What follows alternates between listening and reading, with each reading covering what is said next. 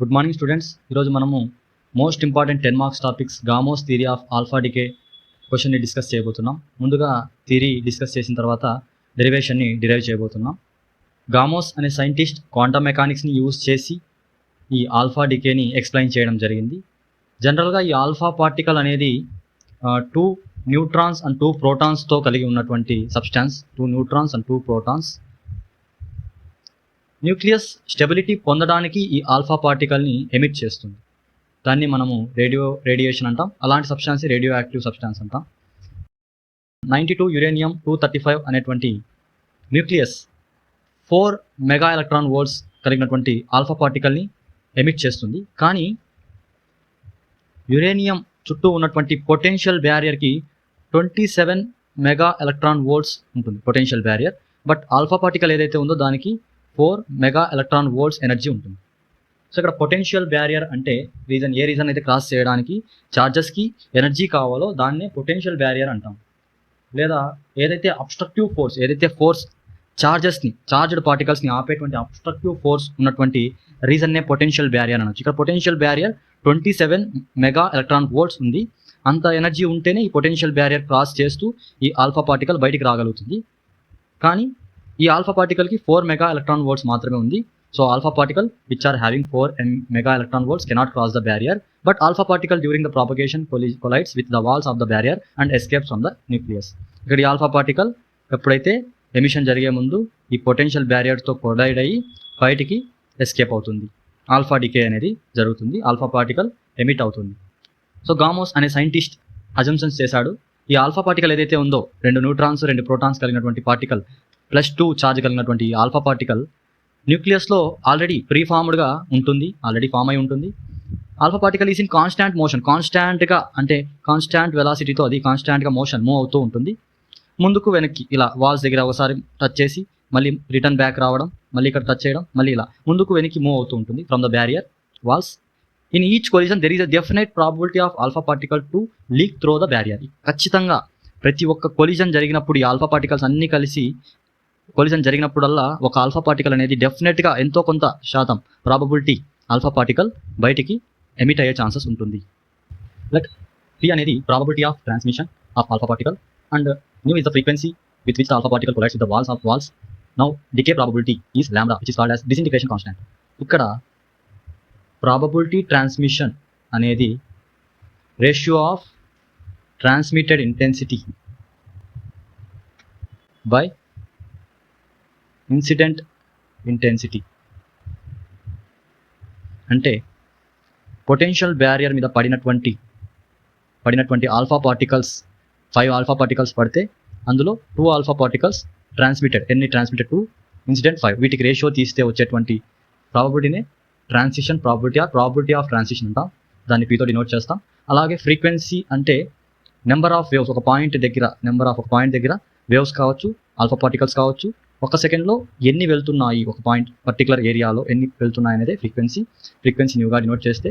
And disintegration constant decay probability అంటే ఎన్ని alpha particles, ఎంత న్యూక్లియస్ పర్ యూనిట్ టైం ఎంత డికే అవుతుంది అనేది డికే ప్రాబబిలిటీ. ఆ డికే ప్రాబబిలిటీ అనేది ఫ్రీక్వెన్సీ ఇంటూ ట్రాన్సిషన్ ప్రాబబిలిటీకి ఈక్వల్గా ఉంటుంది. This is the lambda is equals to frequency into probability of transition. For example ఇక్కడ న్యూక్లియస్కి రేడియస్ R0 ఉంటుంది. ఒక ఆల్ఫా పార్టికలే ఉందనుకుందాం. Only 1 alpha particle in the nucleus which is moving in nuclear diameter radius R0 అయితే diameter 2R0లో move అవుతూ ఉంది. దానికి వెలాసిటీ v ఉంది. ఫ్రీక్వెన్సీని మనం రిప్రజెంట్ చేస్తే frequency is equals to in terms of velocity area diameter represent చేస్తే మనం v/2R0. Frequency is equals to velocity by diameter 2R0. దీన్ని తీసుకెళ్ళి ఇక్కడ ఫ్రీక్వెన్సీ టర్మ్లో సబ్స్టిట్యూట్ చేస్తే lambda is equals to v/2R0 p. This is equation number 1. Log apply చేస్తున్నాం. Log apply చేస్తే applying log on both sides. Log lambda is equals to log, this is m, this is n. Log m into n, log m plus log n. ఇది equation number 1. ఈ ఈక్వేషనే decay constant of alpha decay constant అవుతుంది. దీంట్లో log పీని మనం WKB approximation use చేసి derive చేయాలి. Log పీని డిరైవ్ చేసే ముందు మనం ఈ 3 పాయింట్స్ కూడా థియరీలో యాడ్ చేయాల్సి ఉంటుంది. ఆల్ఫా పార్టికల్ వన్స్ బయటికి వెళ్ళిపోయిన తర్వాత లోపలికి ఎంటర్ అయ్యే ఛాన్స్ ఉండదు due to coulombic repulsive force. And లోపల ఉన్నటువంటి ఆల్ఫా పార్టికల్ బయటికి వెళ్ళడానికి ఛాన్స్ ఉండదు due to strong nuclear force. అయినప్పటికీ బయటికి వెళ్ళడానికి ఛాన్స్ లేనప్పటికీ స్ట్రాంగ్ న్యూక్లియర్ ఫోర్స్ ఉన్నప్పటికీ ప్రతి కొలిజన్ జరిగినప్పుడు ఖచ్చితంగా during collisions of alpha particle with the walls of nucleus there is a definite ఖచ్చితంగా ప్రాబిలిటీ ఉంటుంది లీక్ అవ్వడానికి. బ్యారియర్ నుంచి ఆల్ఫా పార్టికల్ బయటికి వెళ్ళడానికి ప్రాబిలిటీ ఉంటుంది. దాన్ని టన్నలింగ్ ఎఫెక్ట్ అంటాం. లాగ్ పీని సబ్స్టిట్యూట్ చేసే ముందు మనం log p is equals to -2/h cut r0 to r1 integral √2m into v of r minus e into dr అని ఫార్ములాని రాయాలి, గుర్తుపెట్టుకోవాలి. ఇది క్వాంటమ్ టర్నింగ్ నుంచి వచ్చింటుంది. క్వాంటమ్ టర్నింగ్ ఏం చెప్తుందంటే ఆల్ఫా పార్టికల్ ఏదైతే ఉందో దానికి 4 మెగా ఎలక్ట్రాన్ వాల్ట్స్ ఎనర్జీ మాత్రమే ఉంటుంది. కానీ అది 25 to 30 మెగా ఎలక్ట్రాన్ వాల్ట్స్ ఉన్నటువంటి పొటెన్షియల్ బ్యారియర్ని క్రాస్ చేస్తుంది. సో ఇది వేవ్ ఫామ్లో ట్రావెల్ అవుతుంది. సో ట్రావెల్ అయినప్పుడు అక్కడ ఖచ్చితంగా సమ్ ప్రాబబిలిటీ ఖచ్చితంగా లీకేజ్ అనేది జరుగుతుంది. యాంప్లిట్యూడ్ అనేది డిక్రీజ్ అవుతుంది ఆల్ఫా పార్టికల్ యొక్క యాంప్లిట్యూడ్. సో ఇక్కడ ఈ రీజన్ మనము పాజిటివ్ పొటెన్షియల్ వెల్గాను, ఈ రీజన్ని నెగిటివ్ పొటెన్షియల్ వెల్గాను along Y axis potential increase అవుతుంది. మ్యాక్సిమం పొటెన్షియల్ ఎనర్జీ ఉన్నటువంటి రీజన్ని హైట్ ఆఫ్ ద బ్యారియర్ అని చెప్తాము. ఈ పాయింట్ని 25 మెగా ఎలక్ట్రాన్ వోల్ట్స్ ఉంటుంది అట్ డి. సో ఇది ఆల్ఫా పార్టికల్ యొక్క ఎనర్జీ 4 to 10 MeV ఉంటుంది. సో ఇక్కడ ఈ రీజన్ ఏదైతే ఉందో ఈ రీజన్ పొటెన్షియల్ బ్యారియర్గా మనం పిలవచ్చు. ఎక్కువ ఎనర్జీ ఉంటే ఒకవేళ 6 మెగా ఎలక్ట్రాన్ వోల్ట్స్ ఎనర్జీ ఉంటే ఆల్ఫా పార్టికల్ తక్కువ పొటెన్షియల్ బ్యారియర్ని ఫేస్ చేస్తుంది, ఈజీగా బయటికి వెళ్తుంది. 4 మెగా ఎలక్ట్రాన్ వోల్ట్స్ ఉన్నటువంటి ఆల్ఫా పార్టికల్కి ఎక్కువ పొటెన్షియల్ బ్యారియర్ ఉంటుంది. లెంత్ r0 రేడియస్ అనమాట. న్యూక్లియస్లో రేడియస్ r0 to r1 దగ్గర ఆల్ఫా పార్టికల్ బయటికి మూవ్ అవుతుంది. So potential energy of the alpha particle at some distance Vx = 2Ze²/4πε0x. At r0 అయితే ఇక్కడ x ప్లేస్లో r0 వస్తుంది, అట్ r అయితే x ప్లేస్లో r వస్తుంది. సో ఎక్కువ ఎనర్జీ ఉన్నటువంటి ఆల్ఫా పార్టికల్స్ తక్కువ పొటెన్షియల్ బ్యారియర్ని ఫేస్ చేస్తాయి, ఈ డిస్టెన్స్ మాత్రమే ఫేస్ చేస్తాయి. సో ఈజీగా బయటికి వస్తాయి. సో అలాంటి ఎక్కువ ఎనర్జీ ఉన్నటువంటి ఆల్ఫా పార్టికల్ ఎమిట్ చేసేటువంటి రేడియో యాక్టివ్ సబ్స్టాన్స్కి వెరీ షార్ట్ లైఫ్ టైం ఉంటుంది. ఇప్పుడు మనం లాగ్ పీని డిరైవ్ చేయబోతున్నాం. This is equation number 2. ఇక్కడ పొటెన్షియల్ డిఫరెంట్ అట్ x ఉంది, సో ఇక్కడ x ఉంది. So v of r potential different at r = 2Ze²/4πε0r. So therefore log p ఈ ఈక్వేషన్లో v ఆఫ్ r ఇక్కడ సబ్స్టిట్యూట్ చేస్తున్నాం. -2/h cut integral r0 to r1 √2m into 2Ze²/4πε0r minus e into dr.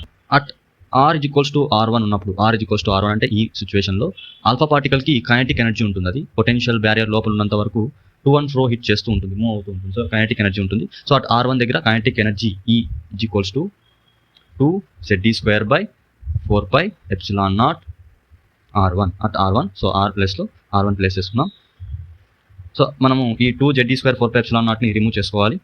So అందుకోసం ఈ r1 ఆసైడ్ change చేస్తున్నాను. ఈ r1 = 2Ze²/4πε0. ఈ above ఈక్వేషన్లో 2Ze²/4πε0 ప్లేస్లో మనం E/rని సబ్స్టిట్యూట్ చేయబోతున్నాం. -2/h కట్ ఈ ప్లేస్లో మాత్రమే మనం ఈ r1ని సబ్స్టిట్యూట్ చేస్తున్నాం. ఈ r1 ఈ r అలానే ఉంటుంది, r minus e into dr. So 2m e అనేది కాన్స్టెంట్, సో వాటిని బయట రాసుకుంటాం. -2/h cut 2me whole power 1/2 √1/2 రాసాం. Integral r0 r1.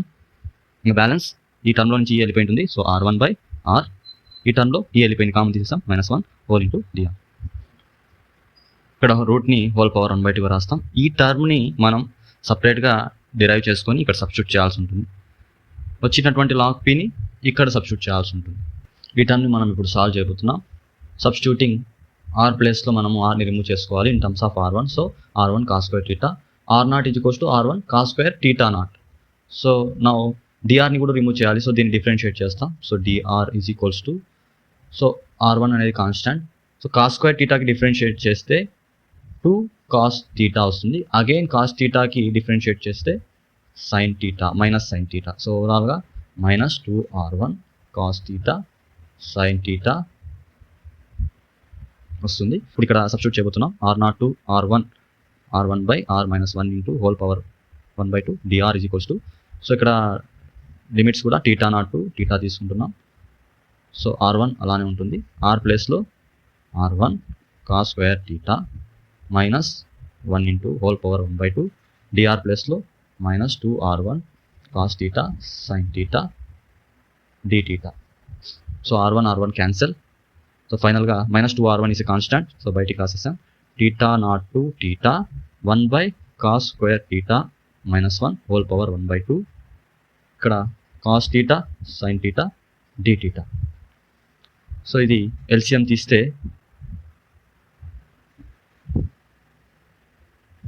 1 minus cos square θ by cos square θ whole power 1/2 ఉంటుంది.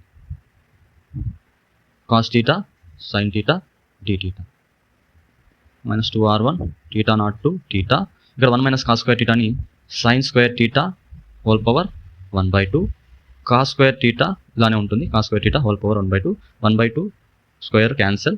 సో ఇక్కడ ఈ cos θ sin θ dθ అలానే ఉంటాయి, ఇక్కడ స్క్వేర్ అండ్ 1/2 క్యాన్సిల్ అయిపోతుంది, ఇక్కడ cos θ క్యాన్సిల్ అయిపోతుంది. ఓవరాల్గా sin θ ఇంటూ sin θ ఉంటుంది. So minus 2r1 integral θ0 to θ sin square θ dθ.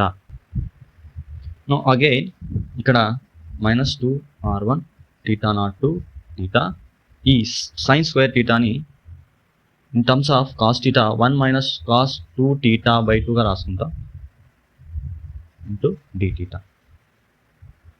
1/2 constant, so బయటికి రాసేసి ఈ 2ను 1/2 క్యాన్సిల్ అయిపోతాయి.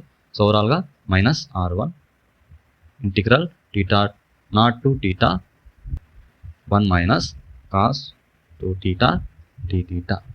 సో ఇంటిగ్రేషన్ చేస్తున్నాం. సో ఇక్కడ 1 integration of with respect to θ integration of 1 θ వస్తుంది. So θ0 to θ minus integration of cos 2θ, cos θ వచ్చి sin θ వస్తుంది, cos 2θ కాబట్టి sin 2θ by 2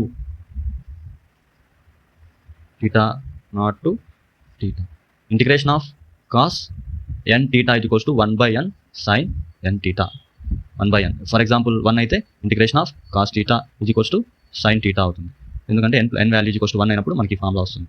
cos 2θ is equals to 1 by n, ఇక్కడ వాల్యూ 2 ఉంది కాబట్టి 1/2 sin 2θ. ఇక్కడ లెట్ θ is equals to 0 అనుకుంటాం, అప్పర్ లిమిట్ 0 అనుకుంటాం.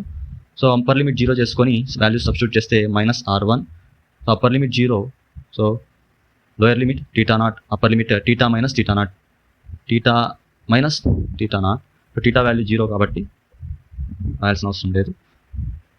Minus upper limit value sin θ substitute చేస్తే విచ్ ఇస్ 0, sin 0 అయిపోతుంది.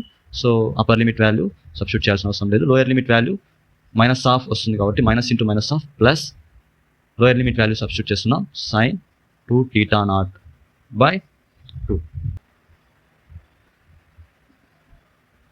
ఈ మైనస్ని లోపల సెండ్ చేసుకుందాం. సో θ0 మైనస్ sin 2θ0ని 2 sin θ0 cos θ0 రాసుకుంటున్నాం, బై 2 అలానే ఉంటుంది, 2 క్యాన్సిల్ అయిపోతుంది. సో ఓవరాల్గా r1 θ0 మైనస్ sin θ0 cos θ0 మనకి ఈ వాల్యూ ఇది వచ్చింది. దీంట్లో θ sin θ0 cos θ0 మనం సబ్స్టిట్యూట్ చేయాలి. ఇక్కడ మనకు θ0 sin θ0 cos θ0 కావాలి కాబట్టి ఈ r0లో θ0 ఉంది కాబట్టి దీన్ని యూస్ చేస్తూ r0 is equals to r1 cos square θ0. So θ0ని సబ్జెక్ట్ చేసుకోవాలి. సో r1 నా సైడ్ సెండ్ చేస్తే cos square θ0 is equals to r0 by r1. Square నా సైడ్ సెండ్ చేస్తే cos θ0 is equals to root r0 by r1. θ0 is equals to cos నా side send చేస్తే cos inverse of root r0 by r1. So అలాగే cos θ0 is equals to r0 by r1 root r0 by r1. sin θ0 is equals to root 1 minus r0 by r1. cos square theta minus sin square theta is equals to 1. So cos square theta not is equals to root r0 by r1 అయితే sin square theta not is equals to root 1 minus r0 by r1. So ఓవరాల్గా ఇక్కడ substitute చేస్తే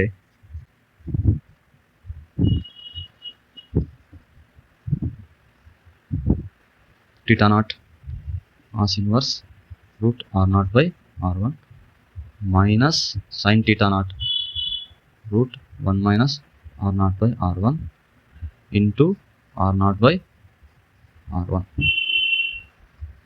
This is equation number 4. Potential barrier అనేది వైడ్గా ఉంటుంది కాబట్టి r1 అనేది r0 కంటే గ్రేటర్ ఉంటుంది. సో ఇక్కడ cos inverse r0 by r1 whole power 1/2 అనేది pi by 2 minus r0 by r1 whole power 1/2కి ఈక్వల్ అవుతుంది. At the same time 1 by r0 by r1 ఈ term whole power 1/2 equals to 1 అయిపోతుంది. So ఎందుకంటే r0 అనేది r1 కంటే చాలా చిన్నది. సో స్మాల్ టర్మ్ ఇది బిగ్ టర్మ్. సో 2 0.5 అవుతుంది. సో 0 1 మైనస్ 0 1 వస్తుంది. Whole power 1/2. So 1 power root 1 అంటే 1కి ఈక్వల్ అవుతుంది. నియర్లీ ఈక్వల్ టు 1 అవుతుంది. ఈ టర్మ్ ఈక్వల్ టు 1 అవుతుంది. సో ఇవి సబ్స్టిట్యూట్ చేస్తూ ఈ టర్మ్ని ఇక్కడ లాగ్ పీలో సబ్స్టిట్యూట్ చేస్తున్నాం. Log p is equals to -2/h cut 2me whole power 1/2. ఈ ఇంటిగ్రల్ టర్మ్ ఇది సబ్స్టిట్యూట్ చేసుకుంటున్నాం. r1 into in terms of cos inverse r0 by r1 ప్లేస్లో pi by 2 minus root r0 by r1. ఈ term 1 అయిపోతుంది. So minus 1 into root r0 by r1 minus 2/h cut 2me whole power 1/2 r1 into pi by 2. ఇక్కడ minus r0 by r1 minus r0 by r1 minus 2 r0 by r1 root. స్టార్టింగ్లో 2ze² by 4πε0 కాన్స్టాంట్ని మనము replace చేసాం ఈ r1తో. r1 is equals to 2ze² by 4πε0 ఈని ఈ side send చేసాం. మల్టిప్లై చేస్తుంది. ఇక్కడ వస్తే డివైడ్ చేస్తుంది. r1ని ఇప్పుడు మనం ఇక్కడ సబ్స్టిట్యూట్ చేయబోతున్నాం. 2/h cut 2me whole power 1/2 2ze² by 4πε0 into pi by 2 minus 2 into r0 అలానే ఉంటుంది. In the place of r1 ఇక్కడ మనము ఈ టర్మ్ సబ్స్టిట్యూట్ చేయాలి. 1/r1 ఉంది కాబట్టి రెసిప్రోకల్గా 4πε0 r0 ఈ r0 by 2ze² రెసిప్రోకల్గా సబ్స్టిట్యూట్ చేసాం. దీంట్లో మనము కాన్స్టాంట్ వాల్యూస్ అన్నీ సబ్స్టిట్యూట్ చేస్తే లాగ్ పి బేసి ఏదైతే ఉందో 2.97 z power 1/2 r0 power 1/2 minus 3.9295 z into ఈ పవర్ 1/2. కాన్స్టాంట్స్ అన్ని సబ్స్టిట్యూట్ చేస్తే మనకి వాల్యూ వస్తుంది లాగ్ పి. ఇప్పుడు ఈ లాగ్ పిని ఇక్కడ సబ్స్టిట్యూట్ చేస్తున్నాం. ఇక్కడ ఇందులో E అనేది kinetic energy in mega electron volts, r0 అనేది రేడియస్ అండ్ z అనేది atomic number. So log lambda E is equals to log V by 2 r0 plus 2 into 2.97 z power 1/2 r0 power 1/2 minus 3.95 z into e power 1/2. This is the last equation which represents the alpha decay. Decay constant ni manam ee formula lo r0 radius of the nucleus, velocity of the alpha particle and atomic number and kinetic energy అన్ని values substitute చేస్తే decay constant ని మనం derive చేయొచ్చు.